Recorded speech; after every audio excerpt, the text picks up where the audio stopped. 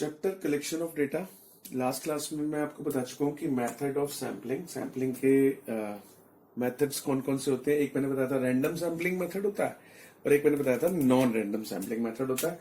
Random sampling method में further एक simple random sampling होता है और एक रैंडम सैम्पलिंग मेथड होता है। और तो ये सिंपल का तो एक सिंपल एक ही पॉइंट है और रिस्ट्रिक्टिव के ये सारे पॉइंट्स हैं।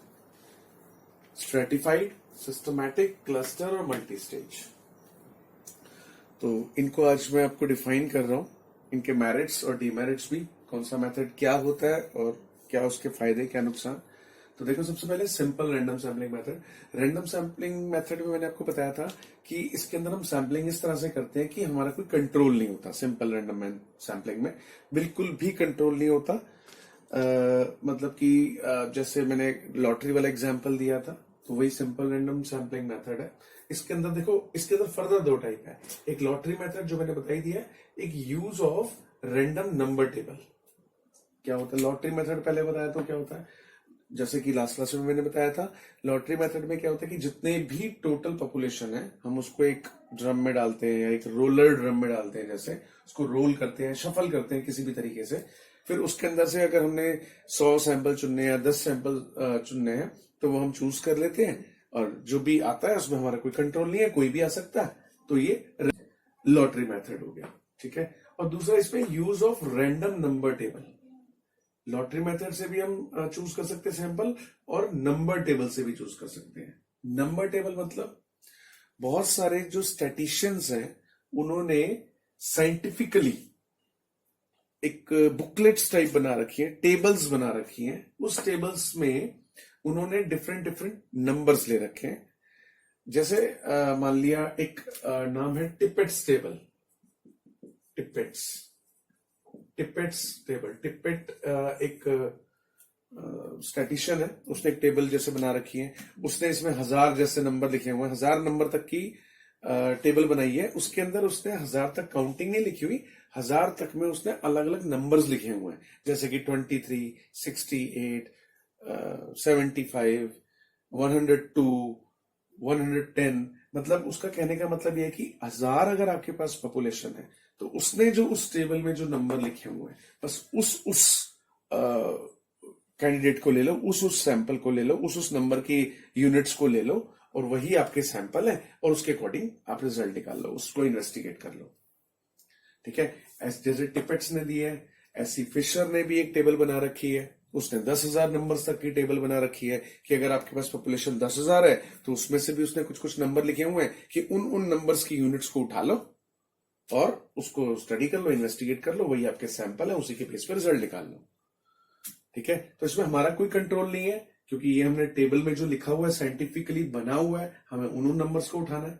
इसमें भी हमारा कोई कंट्रोल नहीं है। लॉटरी सिस्टम में जो भी सैंपल निकलेंगे हमें उन्हीं को इन्वेस्टिगेट करना है। तो दोनों में हमारा कोई कंट्रोल नहीं है। इसमें हमें जो टेबल बनी है उसके अकॉर्डिंग नंबर्स लेने हैं, यूनिट्स लेने हैं। इसके अंदर जो लॉटरी में निकलेंगे वो यूनिट्स लेने हैं, ठीक है। तो ये रैंडम सैंपलिंग हो गई विदाउट एनी कंट्रोल। अब इसके मेरिट्स और डीमेरिट्स देखो, इसके क्या फायदे हैं इस मेथड के। फ्री फ्रॉम पर्सनल बायस, इसमें कोई बायस नहीं है, किसी का पक्षपात नहीं है। इसमें भी कोई पक्षपात नहीं है, जो नंबर आया लॉटरी में वही है। इसमें भी कोई पक्षपात नहीं है क्योंकि ये टेबल हमने नहीं बनाई है, जो बनी बनाई टेबल है उसके अकॉर्डिंग हम ले रहे हैं यूनिट्स, ठीक है। दूसरा, बेस्ड ऑन प्रोबेबिलिटी, ये प्रोबेबिलिटी के बेस पर बनी हुई है। इसके अंदर लॉटरी सिस्टम में भी प्रोबेबिलिटी के हिसाब से ही हम जो यूनिट्स हम चूज करेंगे, जो यूनिट्स निकलेंगे लॉटरी में, वो प्रोबेबिलिटी के हिसाब से निकलेंगे, है ना। जो ज्यादा टाइप की चीजें होंगी प्रोबेबिलिटी उसी की होगी निकलने की। जैसे कि अगर हमने एक ड्रम में अगर उसके अंदर 90 मेल और 10 फीमेल की हमने पर्चियां डाली हैं और अगर हमने 10 निकालने हैं तो उसमें प्रोबेबिलिटी किसकी ज्यादा है? ऑब्वियसली मेल की प्रोबेबिलिटी ज्यादा होगी, है ना। तो ये प्रोबेबिलिटी के ऊपर पूरी तरह से बेस्ड है। इसके अंदर भी जो प्रोबेबिलिटी है, यानी कि जो साइंटिफिकली लिखा हुआ है उसी की प्रोबेबिलिटी होगी। तो ये प्रोबेबिलिटी के ऊपर बेस्ड है। Equal chance to all unit, इसमें सब यूनिट्स को इक्वल चांस मिला है क्योंकि कोई पक्षपात नहीं है, तो इक्वल चांस है, कोई भी चूज कर सकते हैं। लॉटरी में कुछ भी आ सकता है, टेबल में कुछ भी लिखा हो सकता है। लेकिन इसके डीमेरिट्स क्या है? एक तो टाइम कंज्यूमिंग है, ये सब अरेंज करना होता है इसमें, या टेबल अरेंज करनी पड़ेगी आपको, जो टेबल की बुकलेट है। और दूसरा, no weightage to certain important item, इसमें इंपॉर्टेंट आइटम को कोई वेटेज नहीं दी जाती है ना, क्योंकि टेबल में जो लिखा है हमें तो वही यूनिट्स लेने हैं ना, तो कौन सी इंपॉर्टेंट है कौन सी नहीं है इससे इस टेबल को कोई मतलब नहीं है। ऐसे ही लॉटरी में उस जिसके अंदर हमने शफल किया उसे कोई मतलब नहीं है कि कुछ इंपॉर्टेंट आइटम है उसको साइड में रख दें और जो कम इंपॉर्टेंट है उसको अलग करके दोनों में से अलग अलग निकाल लें, नहीं, कोई वेटेज नहीं मिलेगी इंपॉर्टेंट आइटम को, सबको इक्वल वेटेज मिलेगी, तो इसमें कमी भी है। ठीक है, तो ये था रैंडम सैम्पलिंग। उसके बाद आ जाते हैं हम स्ट्रेटिफाइड सैम्पलिंग मेथड में। स्ट्रेटिफाइड सैम्पलिंग मेथड में क्या होता है कि हमें अलग अलग स्ट्रेटा बनाने होते हैं। स्ट्रेटा का मतलब होता है डिवीजन करके अलग अलग उसको पार्ट्स में डिवाइड करना होता है। स्ट्रेटा मतलब एक डिवीजन करनी होती है। ठीक है, कैसे डिवीजन, जैसे कि मैं एग्जांपल लेता हूं कि अगर मुझे ये देखना है कि इस यहाँ पर एक सिटी है, सिटी में कितने एजुकेटेड हैं कितने अनएजुकेटेड है, मुझे एजुकेशन लेवल को स्टडी करना है, इन्वेस्टिगेट करना है, तो मैं अलग अलग स्ट्रेटा बना लूंगा। स्ट्रेटा कैसे, जैसे अलग अलग स्ट्रेटा बना लिया कि भाई मेल इतने हैं, फीमेल इतने हैं, उसके बाद चिल्ड्रन इतने हैं, ठीक है, उसके बाद रूरल एरिया में इतने रहते हैं, अर्बन एरिया में इतने रहते हैं। तो इसमें से भी कुछ सैंपल ले लिए, कुछ इसमें से, कुछ इसमें से, कुछ इसमें से, कुछ इसमें से, है ना। तो पूरी सिटी हमने कवर कर दी अलग अलग स्ट्रेटा बनाकर, तो इसे कहते हैं स्ट्रेटिफाइड सैम्पलिंग मेथड, अलग अलग इसमें से लिए। ठीक है, क्योंकि हो सकता है कि अगर टेबल में अगर हम इस मेथड से करते हैं तो हो सकता है कि सारी फीमेल आ जाते, या सारे मेल आ जाते, या सारे रूरल वाले आ जाते, या अर्बन एरिया आ जाते, है ना। तो इसके अंदर हमने स्ट्रेटा बना लिया, तो स्ट्रेटा में से अलग अलग सैंपल चुन लिए। इसके merits, coverage of diverse characteristics of population. इसमें देखो हर तरह का सैंपल कवर हो गया, मेल भी का भी सैंपल आ गया, फीमेल का भी आ गया, और रूरल का भी आ गया, अर्बन का भी आ गया, है ना, चिल्ड्रन का भी आ गया, सबका सैंपल मिल गया। तो डाइवर्स कैरेक्टरिस्टिक्स है ना, ये अलग अलग सबकी कैरेक्टरिस्टिक्स है, तो सबके सैंपल आ गए। इसका ये फायदा है। दूसरा, ये रिलायबल है, मीनिंगफुल रिजल्ट निकलते हैं इससे, क्योंकि सब कुछ कवर हो रहा है, और कन्वीनियंट भी है, इजी है। इसका डीमेरिट्स देखो, difficult to determine the size of strata. इसमें अब ये बड़ा मुश्किल हो जाता है कि स्ट्रेटा कितने बनाए जाए। हो सकता है इसके अंदर, अब ये भी तो हो सकता है कि एक एम्प्लॉयड और एक अनएम्प्लॉयड का भी बनाया जाए, है ना, कि ये भी बनाओ स्ट्रेटा। कोई कहेगा हो सकता है भाई ये स्ट्रेटा मत बनाओ, सिर्फ 3 स्ट्रेटा बनाओ। तो अब कितने स्ट्रेटा बनाए, 2 बनाए, 3 बनाए, 5 बनाए, 8 बनाए, है ना। तो difficult to determine the size of strata, कि कितने स्ट्रेटास होने चाहिए, सबसे बड़ी प्रॉब्लम।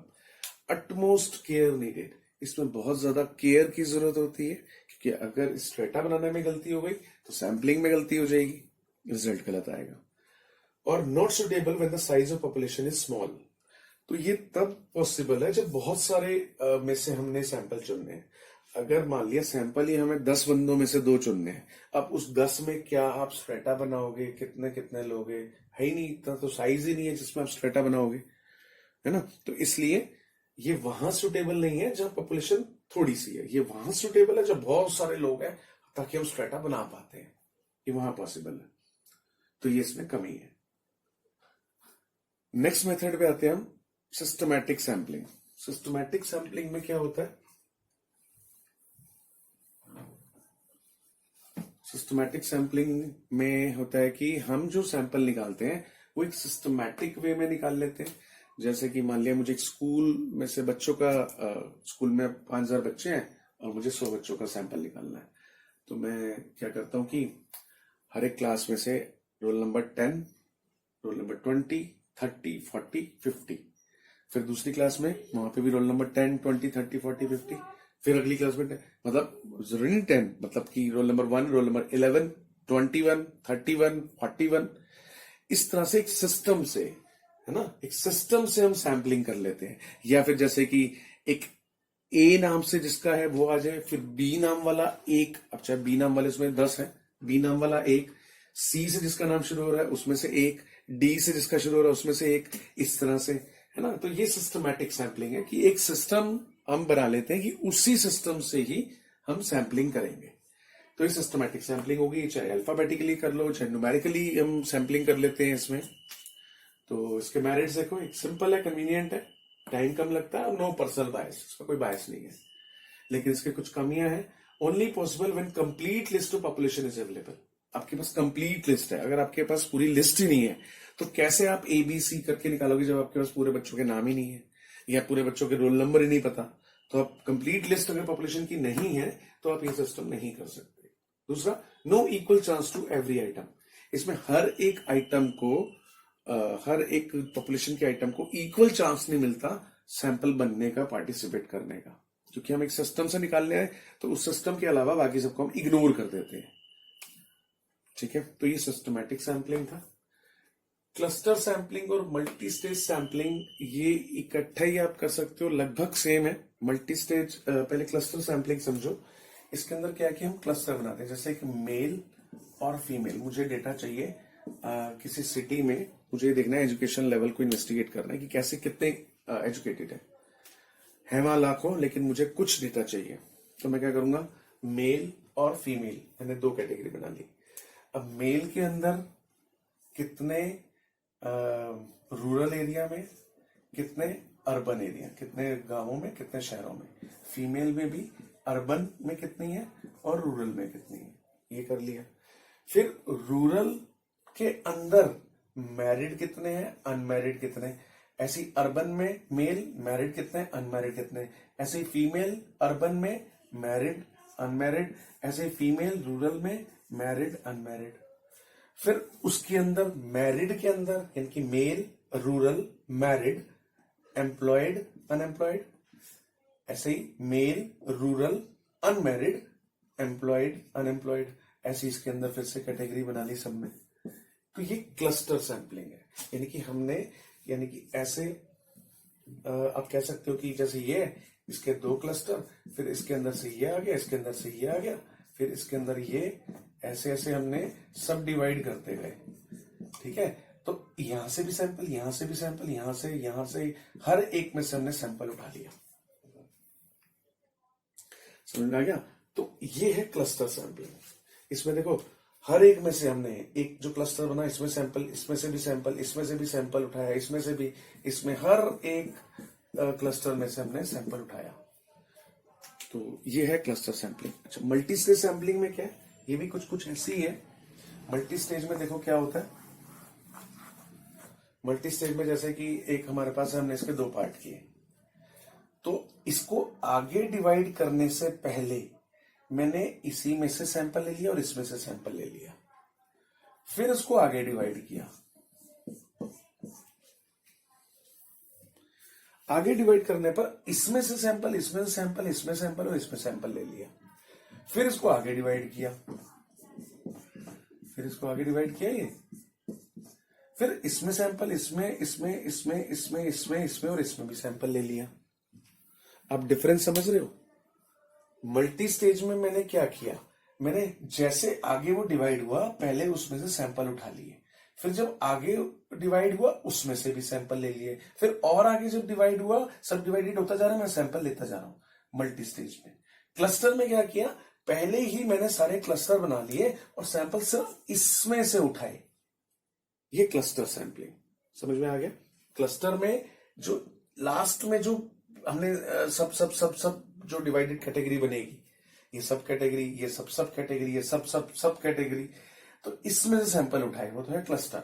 मल्टी स्टेज में जैसे जैसे वो आगे डिवाइड होता गया, आगे आगे कैटेगरी में, हम उससे पहले भी सैंपल उठा रहे हैं, उसके बाद भी उठा रहे हैं और उसके आगे बाद भी उठा रहे हैं। ये मल्टी स्टेज में होता है। ठीक है, तो इसके अंदर क्या मेरिट्स, क्या डिमेरिट्स, ये इसके मेरिट्स हैं। मेरिट्स देखो, नो पर्सनल बायस, कोई बायस नहीं हो सकता। कवरेज ऑफ डाइवर्स कैरेक्टरिस्टिक्स, हर तरह की देखो चीजें आ गई इसमें, हर तरह की कैरेक्टरिस्टिक्स वाली चीजें आ गई। रिलायबल है ये। उसके डिमेरिट्स देखो, टाइम कंज्यूमिंग है, not possible in small population.